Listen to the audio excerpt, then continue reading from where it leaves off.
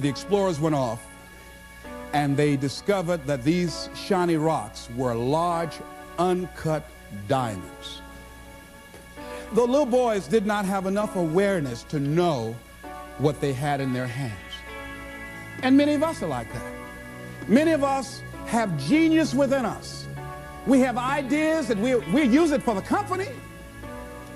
We put in long hours, 60, 70 hours a week for the company store. We'll break our backs for the company.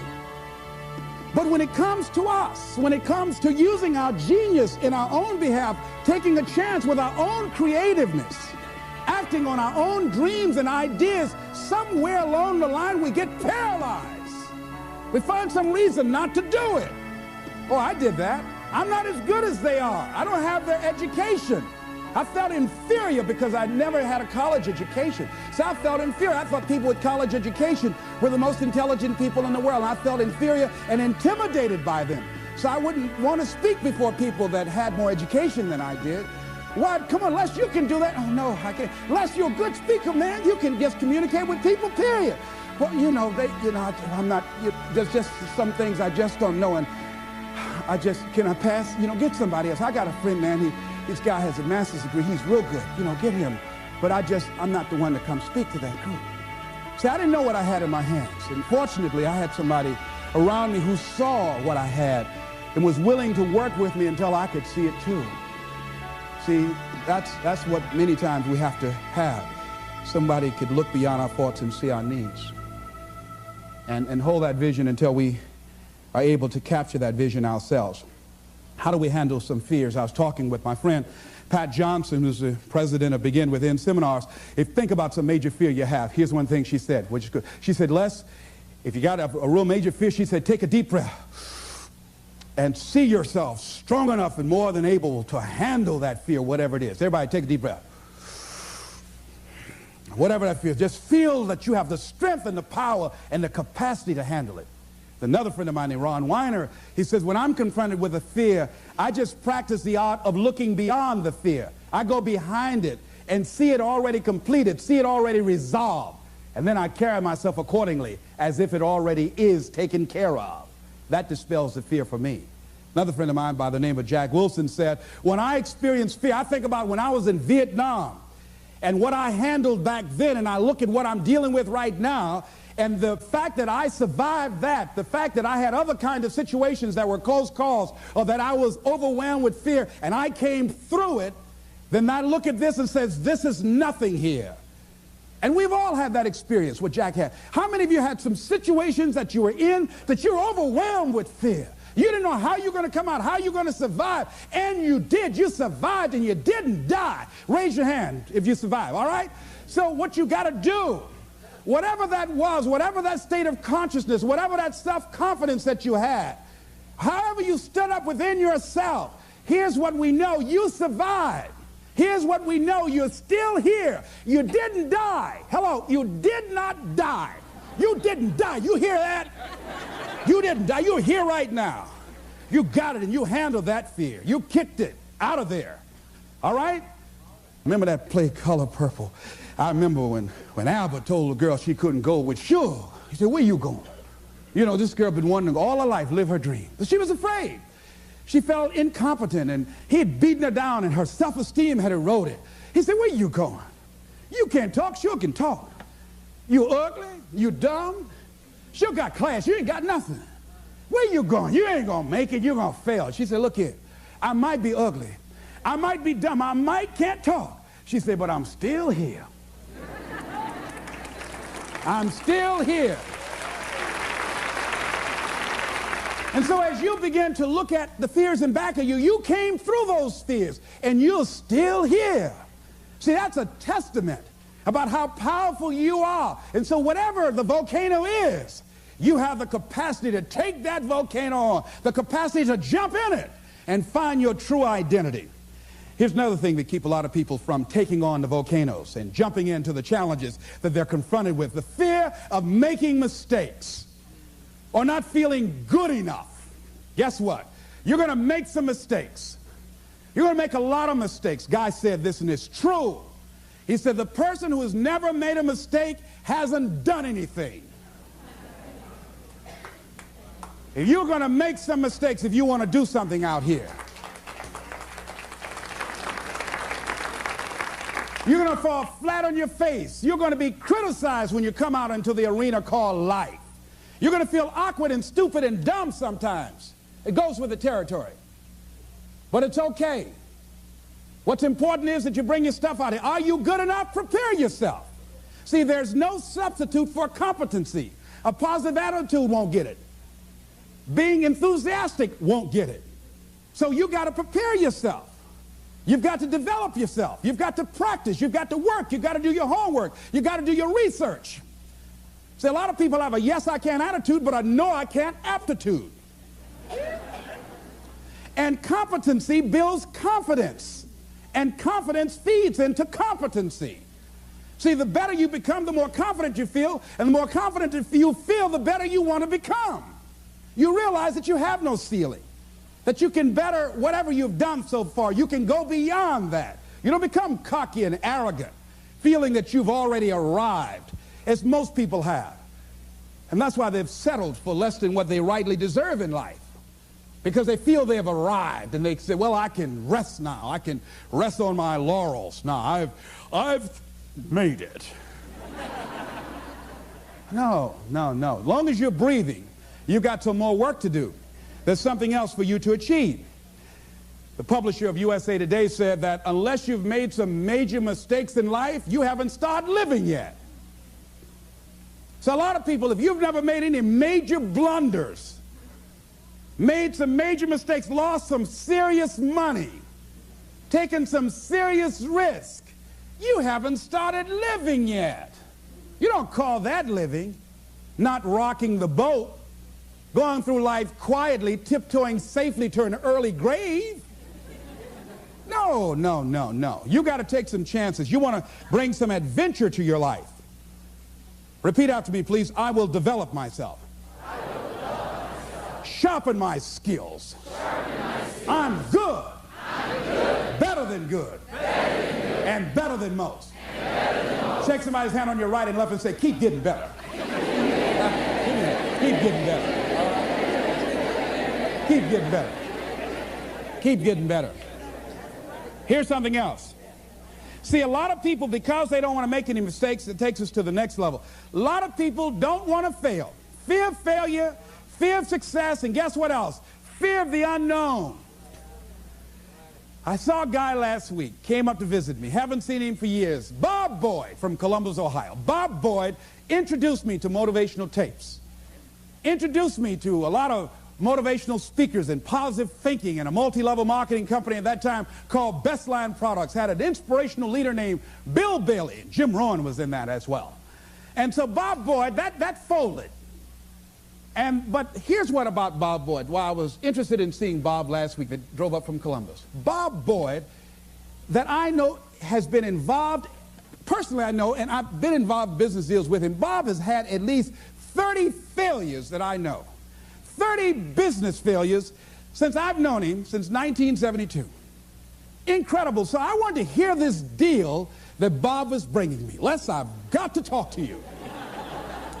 So he came in the traditional Bob Boyd fashion. Hello, Les, how you doing? I said, fine, Bob. I wanted to know if Bob had lost in his fire, steam, had life beaten his dream out of him. Bob said, Les Brown, I've got a deal. You know, you get exposure to a lot of people. Man, I've got a deal. I'm thinking, does he want me to join Amway? What is this? Man, I've got something going. Man, this thing, man, Les, it's a money machine. I said, tell me about it, Bob. But here's what was going on in my mind.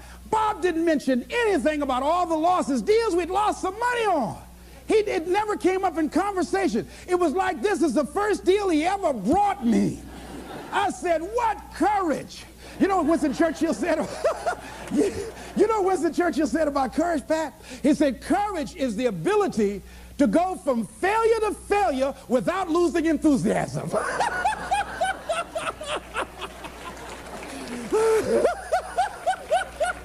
So you want to courageously hold on to your dream and not lose enthusiasm. See, Bob has not internalized failure.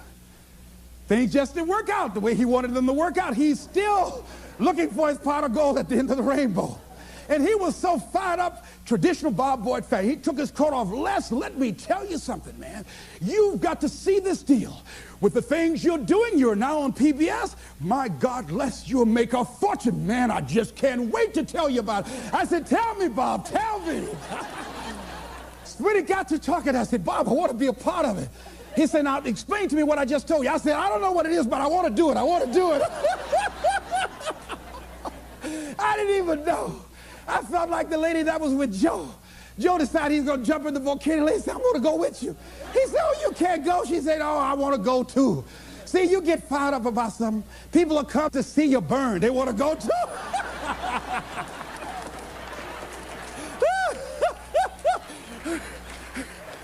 So I like the fact that Bob has not lost his fire.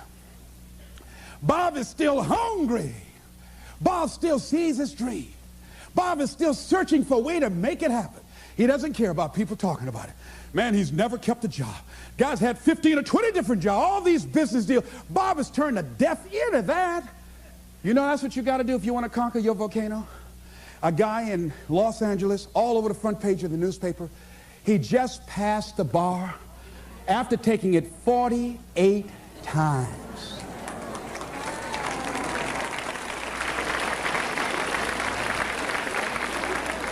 That bar was his volcano. He had more than enough reason and excuses not to take it. His son has a law firm. He could have been a legal assistant, a clerk. And people all of a sudden used to laugh at this guy. He was a laughing stock. Are you taking the bar lately? Can you imagine what they did to this dude? Know what that guy there is? Man making a career taking the bar. But by the way, he need to make a career to pass it. People will do that too. You know, people talked about John Kennedy Jr. failing the bar. Did you read in the newspaper that he passed? Yeah. I didn't see that, but did they make a bigger deal about him passing as they did when he failed? No, you know why? People like to see you fail. They like to see that. People are like that. I don't know why it's set up like that. I was on the expressway, traffic was jammed up. You know what was happening? It was an accident. But people pull over to the side to get out of their car to go look, to see somebody else's suffering. That's why talk shows are so popular. So people like to hear other people's misery, get it caught up in that. Then they go magnify it in their own lives because that's all they focus on. I better not catch you going to any accidents here. Bob Boyd went to conquer his volcano like that gentleman who decided it doesn't matter how many times I fail. I'm going to courageously pursue it. I don't care what people say. I don't care what they think. This is something that I want that gives my life meaning and value. You got a volcano like that in you somewhere. There's something. See, at some point in time, all of us have seen our destiny. I was 6 years old, a man by the name of Reverend Ed Graham, a Mount Zion Baptist Church in Miami. I was 6 years old right before Christmas. My mother was ill. We had no food in the house. And this tall, strapping man around 6'1" came to the door with a food basket in his hand. And he says, hello, is this the Brown family? My mother said, yes. I understand that you have 2 sons and a daughter and that you have no food. Yes, I'm from Mount Zion Baptist Church, and around Christmas time we pass out food baskets to needy families. Take the basket in behalf of the church and have a nice Christmas. And when he walked out, I said, oh boy, I'd like to be like that man. And I went to his church and I used to watch him speak, and tall and powerful and dynamic speaker, such eloquence. One of his favorite people was the poet Kipling, who wrote, if you can keep your head when all about you are losing theirs and blaming it on you. What eloquence he had. And I said, oh, I would hunch Wesley. I said, Wesley, I'd like to be like Reverend Graham. Boy, he's powerful. A friend of mine, Mildred Singleton, my former fiancée, she was with a school outing. But we're still good friends. She is this, y'all always dipping in my stuff, but anyhow. Somebody say, I'll take you, it's all right. But she was on a school outing, and they took her to a hospital, and she was in the operating room watching from a distance. And she saw someone working or doing eye surgery. And she says, that's what I want to do. She's just a teenager, and today she's an ophthalmologist. All of us have seen our destiny at some point in time, and we decided not to listen. We decided to ignore it and say, no, that's not for me. Life came in and slapped us side the head, and we stopped dreaming anymore. Bigger Thomas said, the impulse to dream has been slowly beaten out of me through the experience of life. And that's what causes many of us to give up on our volcano. The experiences and the challenges, the defeats, the disappointments, and the failures of life. Then we decide to prematurely throw in the towel on ourselves, or to sell out on our true potential, sell out on living our dreams, feeling that we're not good enough, not wanting to make any mistakes, particularly if you're raised with a great deal of criticism. So you've got to be willing to prepare yourself and do the best you can, take your best shot, and let the chips fall where they may. And so as you begin to look at people become afraid of success because they feel they're not good enough, they can't handle it, the responsibility is too big. I've been there. And when you feel that way, you begin to unconsciously work against yourself to make sure that you don't get it. You begin to sabotage your own potential in a variety of ways, through procrastinating, through not taking care of business, not giving reports on time, not spending your time wisely, squandering your time looking at a lot of idle television, or spend all your time lamenting and complaining about how bad things are, using your energy negatively rather than positively, complaining rather than producing. That's what we do when we're afraid of really making it. And when you're afraid of the unknown, when you're afraid to take that leap, when you're afraid to venture out there, that's a real challenge. I'm reminded about a little boy. Two little guys were out playing on some ice that was supposed to have been solid. And one of the little boys stepped on a thin area of the ice and fell in a hole. And as he began to start thrashing in the water, he began to move with the undercurrent to other areas of the ice, and his friend was there trying to help him, beating, hitting the ice, trying to save his friend. And he panicked, and he looked just a short distance away, and there was a tree, and he went and he ripped a branch off, and he came back trying to get his buddy out, and he just took the best he could to start scraping around the ice to make a circle. And when he did, he started beating on it and beating on it, and there all of a sudden the ice began to crumble, and he was able to pull his friend out to safety. When the paramedics finally got there, they saw what had happened, how thick the ice was. He saved the little boy's life, but what baffled them, they looked at the branch, and they looked at this little scrawny guy and said, how did he do this? It's impossible. They just went beating around the ice to see how thick it was, hearing the thumping sound. Said, how did he do that? I mean, it was a miracle that he was able to just take that branch and go around, make a circle, and beat the ice and pull him through. He's just too small. It's just impossible. And an old man standing around, hearing the conversation, stepped forward and said, I can tell you how he did it. He didn't have anybody here to tell him he couldn't do it.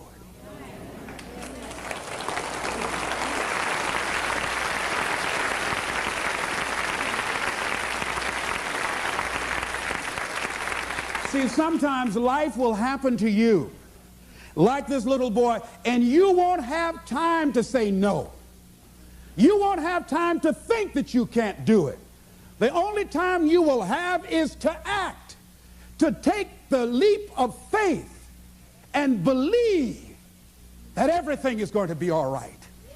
Take that leap of faith, trust yourself, and know within yourself that everything's going to be all right. But aren't there some guarantees you can give us, Les? Yes. What is that? You're going to die. Excuse me? You're going to die. In case you didn't understand that, you can't get out of life alive. So I'm saying to you, you got 6 months to live. Live your life now. Live your dreams now. Start acting like this is your last day on the planet.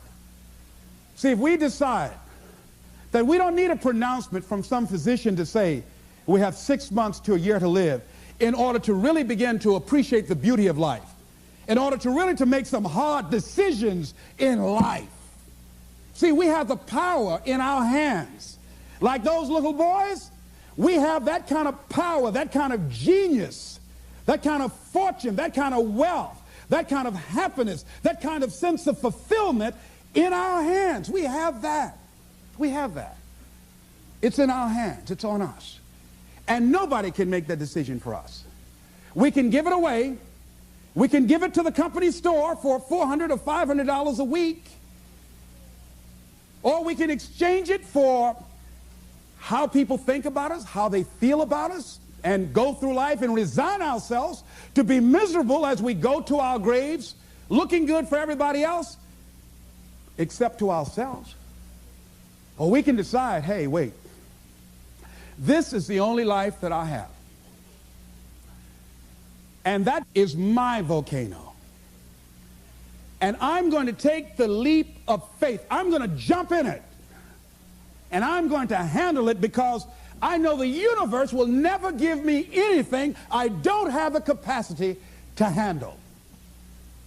See, I say to you that you've got the power within you to handle any kind of volcano in your life, regardless of how it shows up, regardless of any kind of challenge that you might have in your life. I say to you, you got that in you right now. Where will it come from? Don't worry.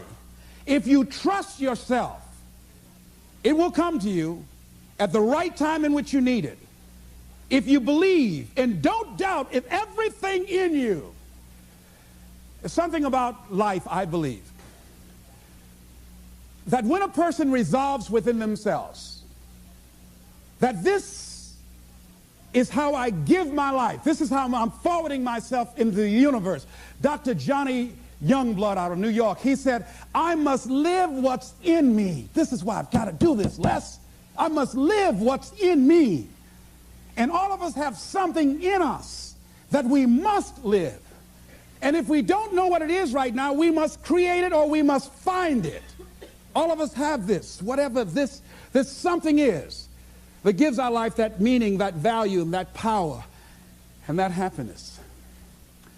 That happiness that a lot of people just wouldn't understand why you got to do it and why you got to take that mountain on. Don't you know, there be people who've decided that what they're doing is who they are. They've been acting this way for so long, they think their act is who they are.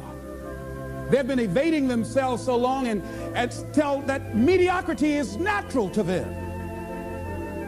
They won't understand you. They won't understand why you've got to go and do what you got to do. Why you might have to change cities or you got to get another job. Why? What's wrong? This job is paying good. It's not to pay. It's not always the money. Yes, I need money, but I need something else other than money. I need some peace of mind. I need some fulfillment within me. It's not giving me what I want. No. Well, what is it? I don't know. Why you gotta go? Why you going now? I don't want to live this anymore. I'm out of here. Why? I don't expect you to understand. He who knows no explanation is necessary, and he who does not know, no explanation will suffice. I just got to go and jump in the volcano. Excuse me.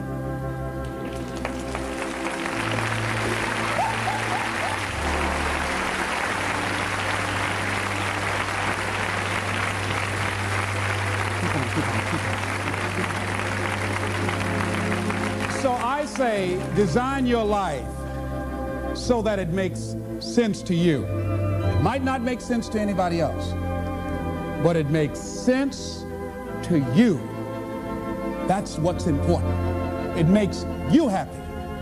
It gives you that sense of joy.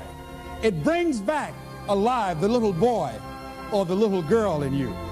It helps you to have some special joy that other folk just won't understand. Go get your volcano. This is Mrs. Mamie Brown's baby boy, Leslie Calvin Brown, saying it's been a plum pleasing pleasure as well as a privilege. Thank y'all again.